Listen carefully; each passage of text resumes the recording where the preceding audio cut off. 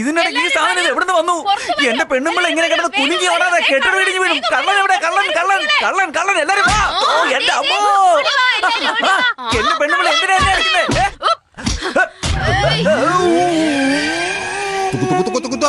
എടോ, പെമ്പിള്ളാരെ ഫോട്ടോ എടുക്കുന്നത് കൂടാതെ കിസ് ആവശ്യമുണ്ട് നിനക്ക്. ഇവനെ എല്ലാരും കൂടിയിട്ട് ചതക്കണേ.